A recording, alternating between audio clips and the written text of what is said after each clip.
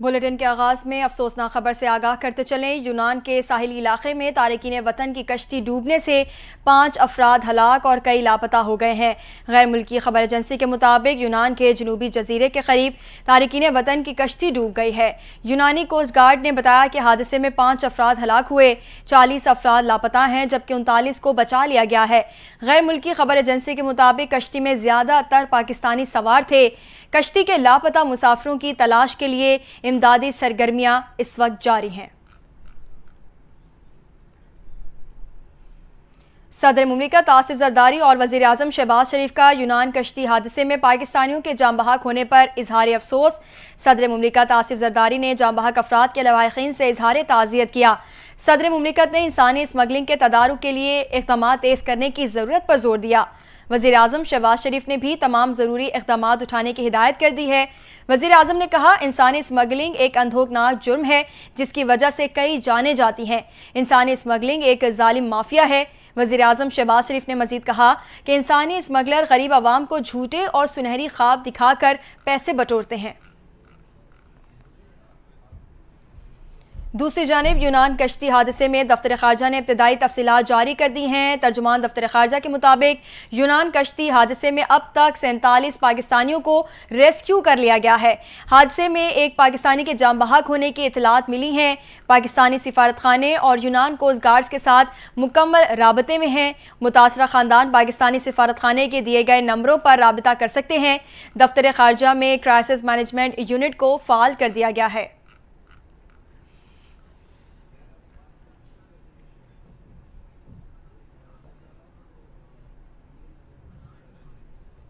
Update کریں گے۔ وزیر اعظم شہباز شریف کی ہدایت پر یونان میں پاکستانی سفارت خانے خصوصی سیل قائم کیا گیا ہے۔ یہ سیل کشتی ڈوبنے کے واقعے میں پاکستانیوں کی شناخت اور ان کے ورثاء تک رسائی فراہم کرے گا۔ واٹس ایپ سہولت بھی شروع کر دی گئی ہے۔ وزیر اعظم نے انسانی اسمگلنگ میں ملوث مجرموں کو سخت سزا دینے کا عزم کا اظہار بھی کیا ہے۔ حکومت پاکستان متاثرہ افراد کو مکمل معاونت فراہم کرے گی۔ مزید تفصیلات کے لیے دیکھیں یہ رپورٹ۔ وزیر اعظم شہباز شریف کی ہدایت پر یونان میں پاکستانی سفارت خانے نے ہنگامی حالات سے نمٹنے کے لیے خصوصی سیل قائم کر دیا۔ اس سیل کا مقصد یونانی جزیرے کے قریب کشتی ڈوبنے کے افسوسناک واقعے میں پاکستانی شہریوں کی شناخت اور ان کے ورثاء کو اپنے پیاروں تک رسائی فراہم کرنا ہے۔ وزیر اعظم شہباز شریف کے فوری نوٹس پر سفارت خانے نے یونانی حکومت کے متعلقہ اداروں کو خط لکھا ہے تاکہ اس عملے کی مکمل تحقیقات کی جا سکے اور متاثرہ افراد کی امداد کو یقینی بنایا جا سکے۔ اس سلسلے میں پاکستانی سفارت خانے نے کشتی ڈوبنے کے واقعے میں پاکستانیوں کی شناخت کے عمل میں مدد کے لیے واٹس ایپ سہولت فراہم کر دی ہے تاکہ ورثاء فوری طور پر معلومات حاصل کر سکیں۔ شہباز شریف نے کہا ہے کہ اس مشکل وقت میں وہ اور پوری قوم متاثرہ پاکستانیوں اور ان کے اہل خانہ کے ساتھ کھڑی ہے۔ انہوں نے انسانی اسمگلنگ میں ملوث مجرموں کو غیفر کردار تک پہنچانے کے عزم کا اظہار کرتے ہوئے کہا کہ حکومت پاکستان اور یونان میں پاکستانی سفارت خانہ متاثرہ افراد اور ان کے خاندانوں کو ہر ممکن معاونت فراہم کرے گا۔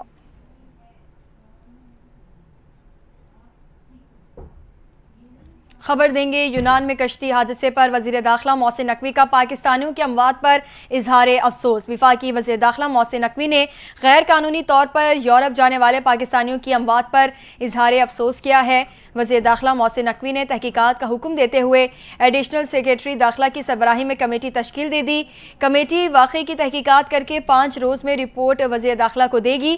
محسن نقوی نے کہا ہے کہ انسانی اسمگلنگ جرم ہے، مافیا کئی گھر اجاڑ چکا، مافیا کے خلاف FIA ملک گیر کارروائیاں کرے۔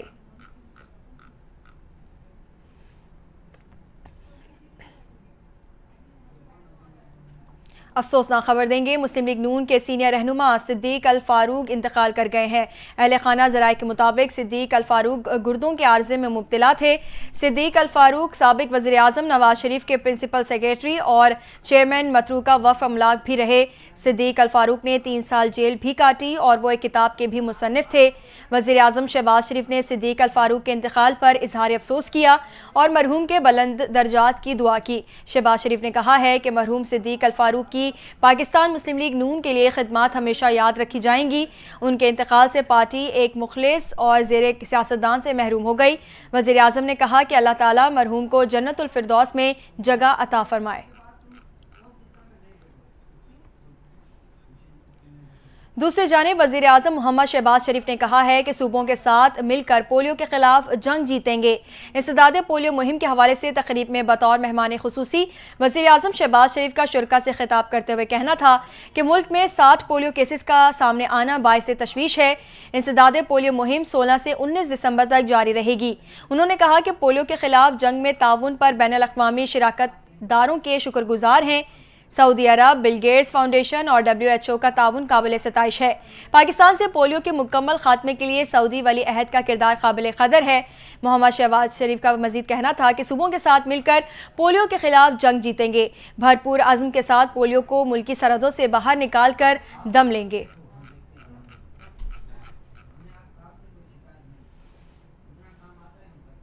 وزیر اعظم شہباز شریف کے مشیر رانا ثناء اللہ نے کہا ہے کہ ملک میں نفرت کی سیاست کا خاتمہ کرنا ہوگا۔ مشیر وزیر اعظم نے کہا کہ اس ملک میں گالم گلوچ، احتجاج اور افراتفری کی سیاست کی کوئی گنجائش نہیں، اور پاکستان ان اصولوں پر نہیں بنایا گیا کہ آپ ایک دوسرے کو گالیاں دیں۔ یہ ملک نفرت کی بنیاد پر نہیں، بھائی چارے کی بنیاد پر بنا، لیکن فیک نیوز سے نوجوانوں کو گمراہ کیا گیا۔ انہوں نے کہا کہ خیبر پختونخوا میں ان کی حکومت کی وجہ سے لوگ ساتھ نکلے، جبکہ پورے پنجاب میں 10 سے زیادہ لوگ اسلام آباد کے لیے نہیں نکلے۔ چند لوگوں نے پولیس کو فون کیا کہ ہمیں پکڑ لیں تاکہ حاضری لگ جائے۔ رانا ثناء اللہ نے کہا کہ علی امین گنڈا پور اور بشرا بی بی ڈی چوک سے بھاگ گئے۔ وزیر اعلیٰ اور وزیر اعظم سے کہا پنجاب میں پابندی کی ضرورت نہیں تھی، معلوم تھا پنجاب میں لوگ افراتفری کی سیاست کو پسند نہیں کرتے۔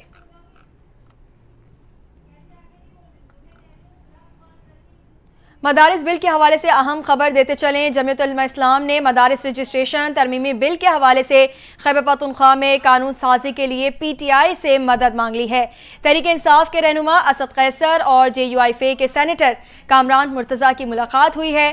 ملاقات میں سیاسی صورتحال اور مدارس رجسٹریشن ترمیمی بل سے پیدا شدہ صورتحال پر مشاورت کی گئی۔ ملاقات میں سیاسی امور پر دو طرفہ سیاسی تعاون کے حوالے سے بھی گفتگو ہوئی۔ اسد قیصر نے کہا کہ ہم مدارس کے مسئلے پر JUI کی کیا مدد کر سکتے ہیں۔ کامران مرتضیٰ نے جواب دیا کہ PTI دینی مدارس سے متعلق خیبر پختونخوا اسمبلی میں بھی قانون سازی کرے۔ مرکز سے منظور ہونے والے بل کا دائرہ کار صرف اسلام آباد تک ہوگا۔ دوسری جانب وزیر اعلیٰ خیبر پختونخوا علی امین گنڈا پور کا کہنا ہے کہ دہشت گردی کے خلاف لڑ رہے ہیں، قربانیاں دے رہے ہیں۔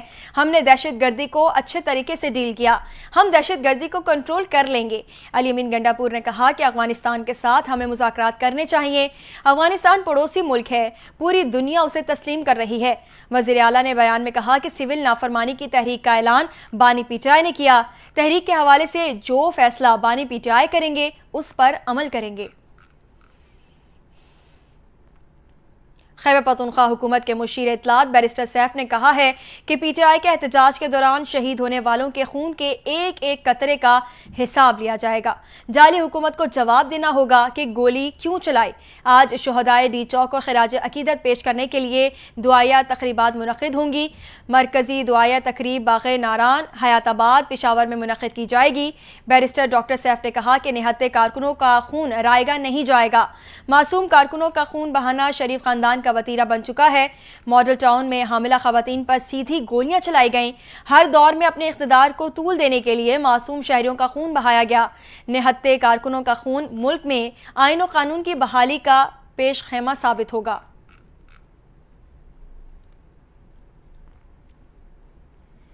دوسری جانب سابق وفاقی وزیر فواد چودھری کا کہنا ہے کہ ساری سیاسی بحث بانی PTI کے ارد گرد ہو رہی ہے، ان کے بغیر سیاسی استحکام نہیں آ سکتا۔ بانی PTI مظلوم ہے، عوام مظلوم کا ساتھ دیتے ہیں۔ فواد چودھری نے مزید کہا کہ فیض حمید کے معاملے میں کیا ہو جائے گا، بانی PTI سزا تو کاٹ رہے ہیں، سزاؤں سے سیاست کنٹرول نہیں ہوتی، بیانیے سے ہوتی ہے۔ سیاسی درجہ حرارت نیچے لانے کے لیے قومی حکومت کا قیام ہی راستہ ہے۔ مذاکرات کی بات کر کے پہلی بار تحریک انصاف نے بڑی اچھی سیاست کی ہے۔ پاکستان تحریک انصاف کے رہنما اور سابق وزیر اطلاعات KP شوکت یوسفزئی کا کہنا ہے کہ سول نافرمانی کی تحریک مؤخر نہیں کر سکتے۔ رہنما PTI شوکت یوسفزئی کا کہنا تھا پارٹی نے بہت مشکل سے بانی کو مذاکرات کے لیے راضی کیا تھا، حکومت نے رویہ نہ بدلا تو تحریک انصاف مذاکرات ختم بھی کر سکتی ہے۔ ان کا کہنا تھا مذاکرات ہماری نہیں حکومت کی مجبوری ہو سکتے ہیں، ملکی حالات دیکھ کر مذاکرات کا فیصلہ کیا تھا، مذاکرات سے انکار پر نقصان کی ذمہ دار حکومت ہوگی۔ انہوں نے کہا کہ وزیر اعظم سمیت حکومتی وزراء کے بیانات غیر سنجیدہ ہیں۔ میرے علم کے مطابق محمود خان اچکزئی نے سول نافرمانی تحریک ملتوی کرنے کا کہا ہے، لیکن ہمارے پاس سیاسی جدوجہد کے علاوہ دوسرا کوئی راستہ نہیں ہے۔ شوکت یوسفزئی کا کہنا تھا کہ سول نافرمانی کی تحریک مؤخر نہیں کر سکتے، البتہ حکومت نے سنجیدگی نہ دکھائی تو مذاکرات ختم کر سکتے ہیں۔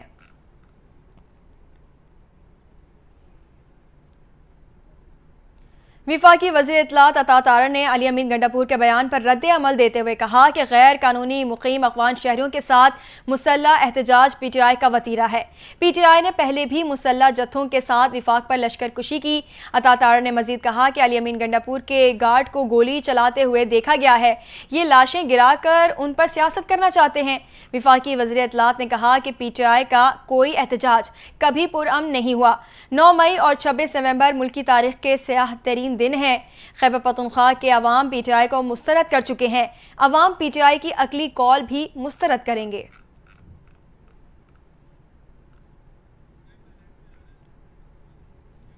وفاقی وزیر داخلہ محسن نقوی کا دورہ سعودی عرب۔ سعودی وزیر مملکت برائے داخلہ اور پاکستانی سفیر نے وزیر داخلہ محسن نقوی کا استقبال کیا۔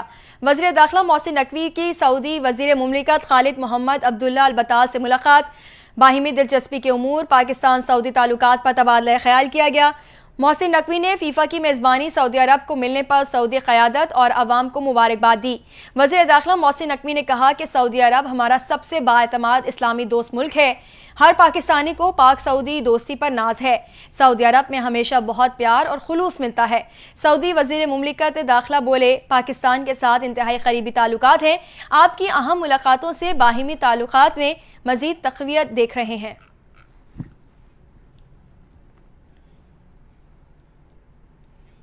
چیئرمین سینیٹ یوسف رضا گیلانی نے کہا ہے کہ پیپلز پارٹی وفاقی کابینہ کا پہلے بھی حصہ نہیں تھی، آئندہ بھی نہیں ہوگی۔ اسلام آباد میں میڈیا سے گفتگو کرتے ہوئے انہوں نے کہا کہ پیپلز پارٹی کو تحفظات تھے جس پر مذاکرات جاری ہیں، جب کوئی حتمی بات ہوگی تو سب کو آگاہ کیا جائے گا۔ یوسف رضا گیلانی نے مزید کہا کہ پیپلز پارٹی سے حکومت کا جو تحریری معاہدہ ہوا اس پر عمل کیا جائے، تمام سیاسی مسائل کا حل مذاکرات ہیں، مہذب دنیا میں مذاکرات سے ہی مسائل کا حل نکالا جاتا ہے۔ پارلیمنٹ کا مشترکہ اجلاس جب بلایا جائے گا تو نوٹیفیکیشن جاری ہو جائے گا۔ اور سوال یہ ہے کہ گیس کب ملے گی؟ سوئی ناردرن گیس پائپ لائنز نے موسم سرما کے دوران گھریلو صارفین کے لیے گیس کی فراہمی کا نیا شیڈول جاری کر دیا ہے۔ کیا ہے نئے اوقات اور کس وقت گیس فراہم کی جائے گی؟ تفصیلات جانیے اس رپورٹ میں۔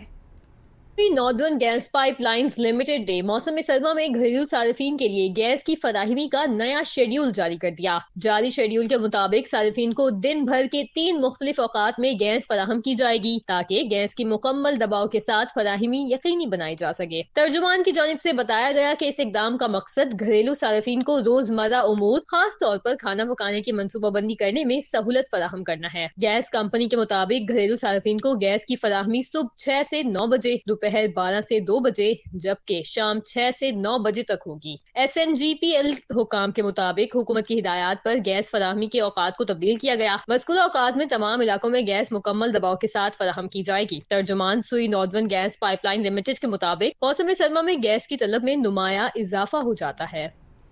خبر دیں گے، معروف یوٹیوبر رجب بٹ کو غیر قانونی شیر کا بچہ اور کلاشنکوف رکھنے پر گرفتار کر لیا گیا ہے۔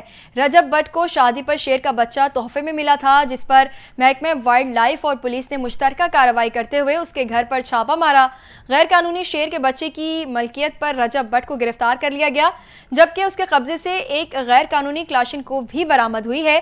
ملزم کے خلاف ناجائز ہتھیار رکھنے کا مقدمہ درج کر لیا گیا ہے۔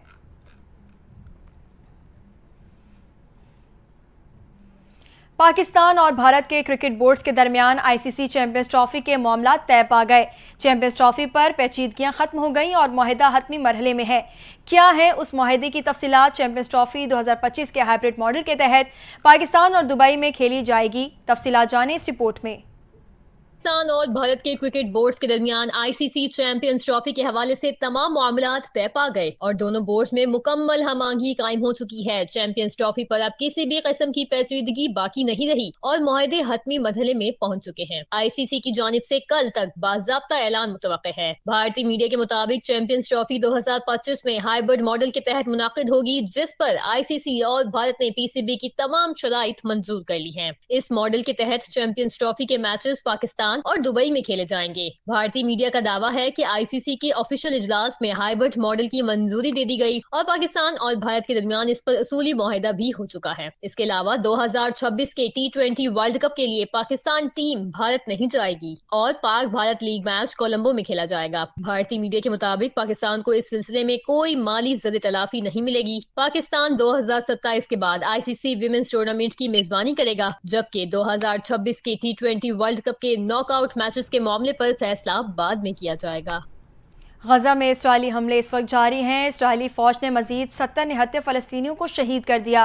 गैर मुल्की मीडिया के मुताबिक इसराइल ने मासूम फ़लस्तीनियों की नस्ल कुशी का सिलसिला जारी रखा हुआ है। गजा में इसराइल के फ़ज़ाई और ज़मीनी हमले जारी हैं। मीडिया रिपोर्ट्स में बताया गया है कि सियोनी फोर्सेज ने गुज़िश्ता 24 घंटों में देर उल बलाह के मेयर समेत मजीद 70 से ज़्यादा फ़लस्तीनी शहीद कर दिए हैं। गुज़िश्ता साल से अब तक इसराइली हमलों में 44,000 से ज़ायद फ़लस्तीनी शहीद हो चुके हैं, जिसमें ख़वातीन और बच्चों की बड़ी तादाद शामिल है।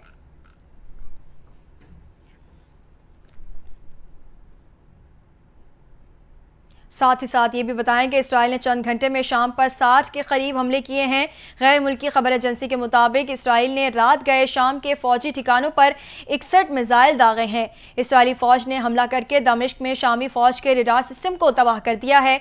अरब मीडिया के मुताबिक इसराइल ने शाम के शहर कंतीरा में समेत कई देहातों पर कब्जा कर लिया है और रिहायशियों को घर खाली करने पर मजबूर किया जा रहा है। शाम की अबूरी हुकूमत ने अक़वाम मुत्तहिदा से इसराइली हमले बंद कराने का मुतालबा किया है। उर्दन में शाम की सूरत हाल पर अरब ममालिक, अमरीका, तुर्किया और यूरोपीय यूनियन के वज़राए ख़ारजा का इजलास हुआ, जिसमें इसराइल से शाम से अपनी अफवाज निकालने का मुतालबा किया गया है। साथ ही बफर जोन और शामी इलाकों पर इसराइली कब्जे की मजम्मत की गई है।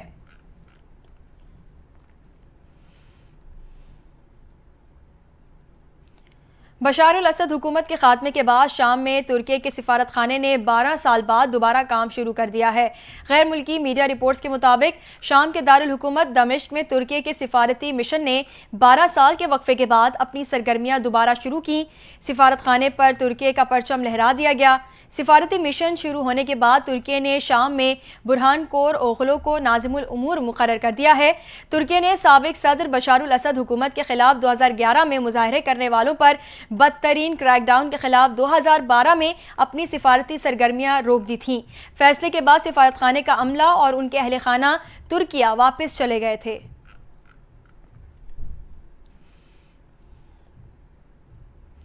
नौ मुंतखब अमरीकी सदर डोनाल्ड ट्रंप की तकरीब हल्फ बर्दारी के लिए अमेज़न और मेटा ने $1 मिलियन देने का ऐलान किया है। ऑनलाइन कंपनी अमेज़न के तर्जुमान ने बयान में तस्दीक की कि ई कॉमर्स कंपनी तकरीब हल्फ बर्दारी के लिए $1 मिलियन अतिया देगी और तकरीब को अपनी प्राइम वीडियो सर्विस पर स्ट्रीम भी करेगी। इससे कबल फेसबुक और इंस्टाग्राम की पेरेंट कंपनी मेटा ने भी ट्रंप की तकरीब हल्फ बर्दारी के लिए $1 मिलियन का अतिया देने का ऐलान किया था।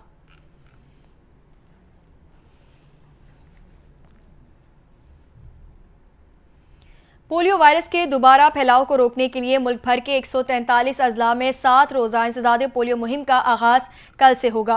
इंसदाद पोलियो मुहिम के दौरान 5 साल से कम उम्र के 4 करोड़ 47 लाख से ज़ायद बच्चों को पोलियो से बचाव के खतरे पिलाए जाएंगे। ये मुहिम हालिया पोलियो केसेस में तशवीशनाक इजाफे के पेश नज़र शुरू की गई है। इंसदाद पोलियो मुहिम 22 दिसंबर तक जारी रहेगी।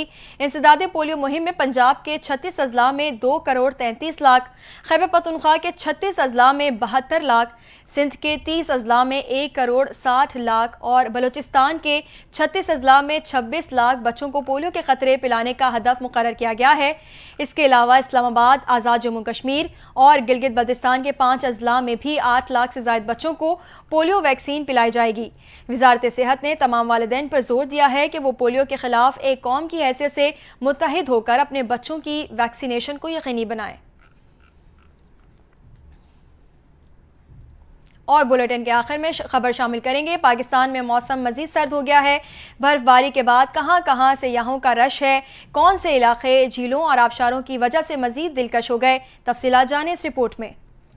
ملک کے بالائی علاقوں میں حالیہ برف باری کے بعد ملک بھر میں موسم مزید سرد ہو گیا، جس کے باعث سیاحوں کی بڑی تعداد برفیلے علاقوں کا رخ کر رہی ہے۔ شوگران میں برف باری کے بعد سیاحوں کی آمد میں غیر معمولی اضافہ دیکھنے کو ملا۔ اس کے ساتھ ہی وادی سوات کے مشہور سیاحتی مقام مالم جبہ، کالام اور مہوڈنڈ میں بھی برف باری نے قدرتی مناظر کو اور بھی دلکش بنا دیا ہے۔ گلگت بلتستان کے بالائی علاقوں میں درجہ حرارت نقطہ انجماد تک گرنے سے جھیلیں اور آبشاریں مکمل طور پر جم گئی ہیں، جس سے علاقے کی خوبصورتی میں مزید اضافہ ہو گیا ہے۔ ملکہ کوہسار، مری اور آزاد کشمیر میں سردی کی شدت میں خاطر خواہ اضافہ ہونے کے ساتھ ہی لوگوں کے دانت بجنے لگے ہیں اور شہری سردی سے بچنے کے لیے گرم کپڑوں میں ملبوس نظر آ رہے ہیں۔ محکمہ موسمیات کے مطابق آج ملک کے بیشتر علاقوں میں موسم سرد اور خشک رہے گا، تاہم پہاڑی علاقوں میں جزوی طور پر ابر آلود موسم کا امکان ہے۔ شمال مغربی بلوچستان میں ہلکی بارش اور پہاڑی علاقوں میں مزید برف باری ہو سکتی ہے، جس سے سردی کی شدت میں مزید اضافہ ہوگا۔